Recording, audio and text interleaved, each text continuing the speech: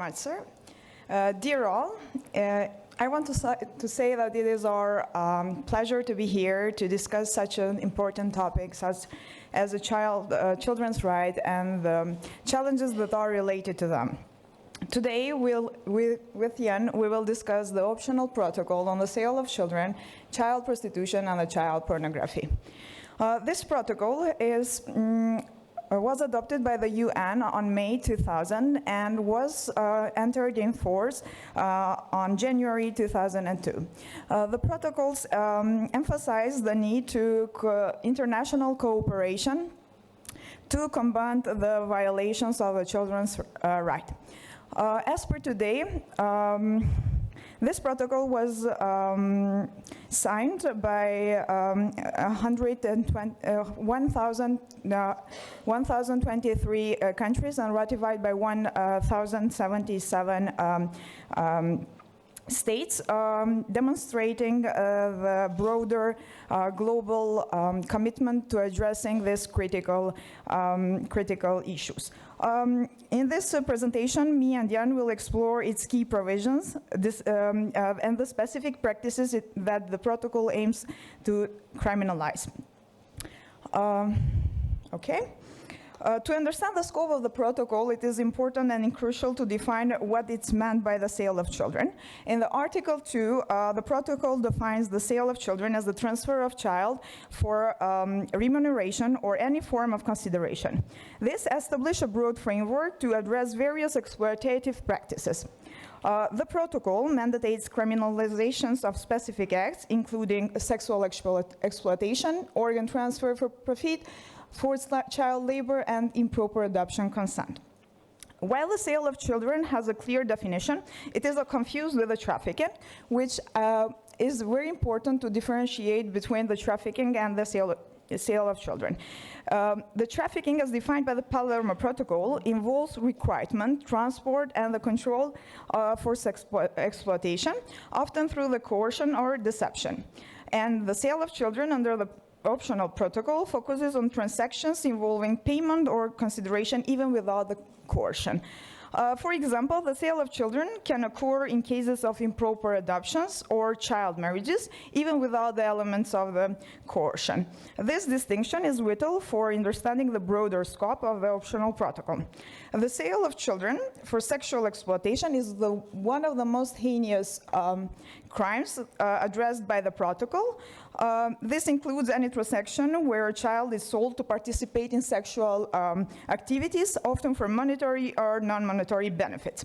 Under this definition falls the child marriage, when financial transactions or promises like dowries are involved.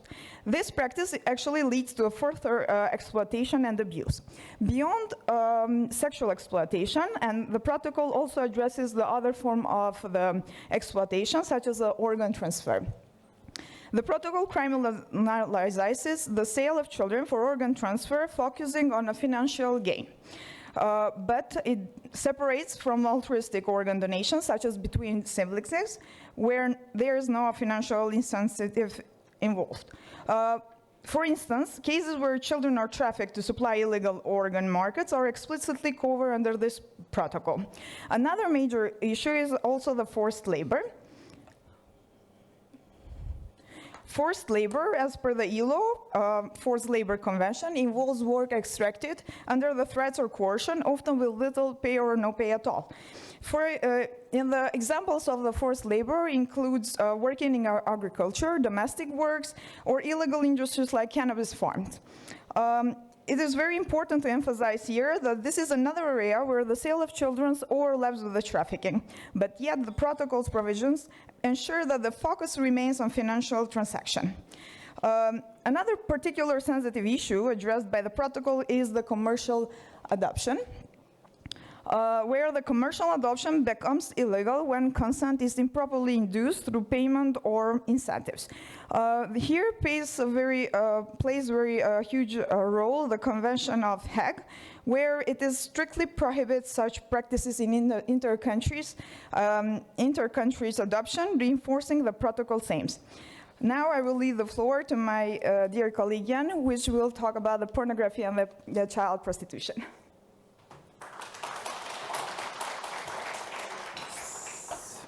Okay.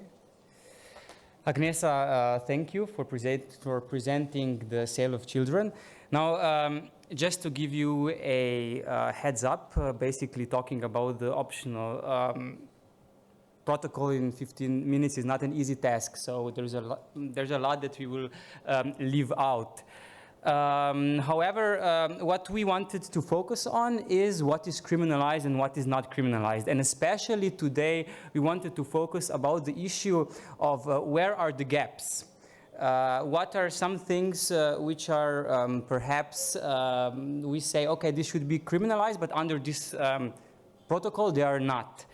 First, turning your attention to how the protocol is drafted. It is quite interesting. In Article 2, you have definitions. So basically, when we are talking about child pornography, it is defined what child pornography is. So any representation, by whatever means, of a child engaged in real or simulated, this is important, explicit sexual activities, or any representation of the sexual parts of a child for primarily sexual purposes. So this is the second article, and then the third article says, okay, when and in which capacity should child pornography be criminalized? It should be criminalized when a person is producing, distributing, disseminating, importing, exporting, offering, selling, or possessing for the above purposes child pornography. Now, about the gaps. First, I think the most glaring issue, something that maybe comes to mind first, is the question of simple possession. It is interesting that this optional protocol actually focuses mostly on creation and on dissemination. Simple possession, unfortunately, I think, doesn't have to be criminalized, although the committee, of course, does recommend this. So this is the first thing that is maybe interesting. If they catch someone with pornographic material, is not necessarily a criminal offense under the protocol, under the optional protocol. Now, connected to this, of course, is maybe an even more controversial issue, live performances and something that is nowadays very common, live streams online. Yeah, so, of course, the first problem is if possession of child pornography, simple possession, is not necessarily criminalized, of course, live performances or attending a live performance also doesn't have to be. But what is even more important, even if we take the stance that simple possession has to be criminalized, and some people have done so, then live performances are again an issue, right? Like if I attend a live performance where basically a child is being displayed, or even if I try to engage with this in a live stream online, how exactly is this possession of this material? So here I think again we have a gap that has been filled out by other instruments of international criminal law, but sticking to the optional protocol, here we have an issue, I would say. Further on, objectively innocuous materials. These are collections of pedophilic materials which the pedophiles collect. But it's not naked children.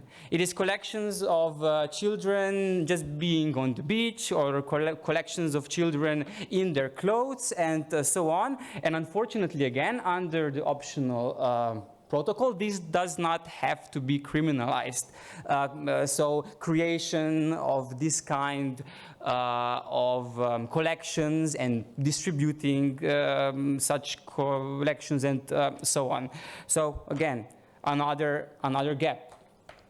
So another issue on the other side of this spectrum of what should be criminalized, what shouldn't be criminalized, is the question of perhaps an overextension of the optional protocol.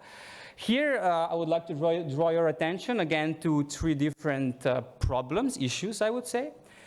First of all, fictional pornographic material.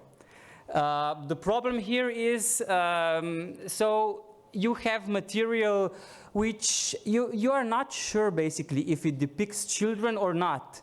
Because what it depicts is very cartoonish, perhaps in anime style, perhaps the story behind it, okay, this is some kind of a robot or some kind of a goddess which is 2,000 years old. And you're not sure now, is this child pornography or not? And unfortunately, again, the optional protocol leaves this question open. Perhaps an even bigger issue is where we, I think, come to the category of these are things which perhaps seem to be criminalized or have to be criminalized under the protocol, but I'm not sure if they should be. This is up for discussion, of course.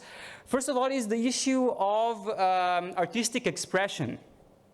So, again, turning your attention to the definition under Article 2, we see that any representation of children can be child pornography. Now, this of course doesn't only include video or photos and so on. It also includes material such as audio depictions of sex scenes with children, but also written material. And here, I'm asking myself, you know, for example, Game of Thrones, there are very vivid depictions of children, basically 13-year-olds having sex with adults. So should this be criminalized under the protocol? And why can we buy the Game of Thrones book in every language, for example, in the European Union? Now, how is this compatible, right? Perhaps the last thing that I wanted to draw your attention to is the question of self-generated sexual content. I think this is one of the biggest issues of the optional protocol. It doesn't address in any way the question of how about, you know, children who are not victims, but they try actually to create this pornographic material. And use it as a form to communicate with basically their colleagues, you know, with their partners, even at 16, 17 years old, and so on. This is the phenomena of the so-called sexting.